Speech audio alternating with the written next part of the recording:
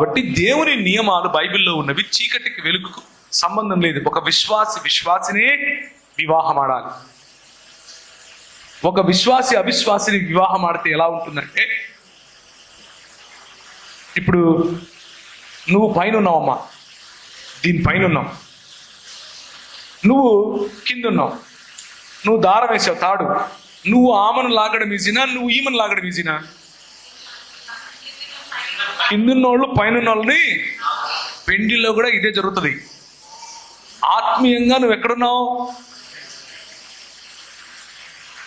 ప్రభువుని తెలుసుకొని వారు ఆత్మీయంగా ఎక్కడున్నారు? నువ్వు వాళ్ళను గుంజడం ఈజీనా, వాళ్ళు నిన్ను గుంజడం ఈజీనా? దీన్నే ఏమంటారంటే, నేను ప్రార్థనతో నా భర్తను జయిస్తాను.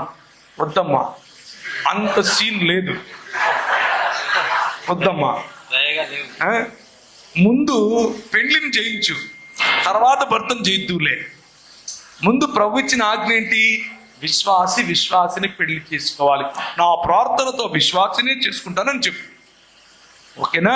అలాగే అన్నా మిస్ అయిపోతుందన్నా, ఏం లేదన్నా, నేను పెళ్లి కోసం ఎట్లయినా సరే బాప్తిసం ఇప్పిస్తా అన్నా. ఎవడికి కావాలనైనా నీ బాప్తిసము? చీకటికి వెలుగుకు సంబంధం లేదు. అవి రెండు కలిసి ఒక చోట ఉండలేవు.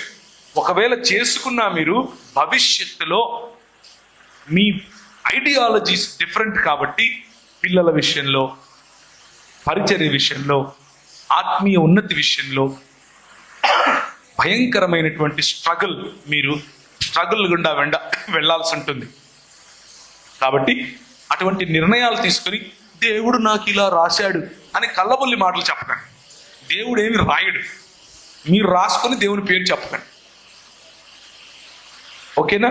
అటువంటి ప్రయత్నం చేయకండి, అది మంచిది కాదు. సో దేవుని చిత్తము తెలుసుకోవటం, బైబిల్ నియమాలను అనుసరించి నడుస్తూ ఉన్నప్పుడు దేవుడు పర్టికులర్ సిచ్యువేషన్స్లో పెద్దల ద్వారా, తల్లిదండ్రుల ద్వారా, సంఘ పెద్దల ద్వారా, స్నేహితుల ద్వారా, వాక్య ధ్యానము ద్వారా, పరిశుద్ధాత్మని నడిపింపు ద్వారా మీకు తెలియజేస్తాడు. ఇది పాసిబుల్. Counselling possible. సంఘ పెద్దల ప్రార్థన పాసిబుల్.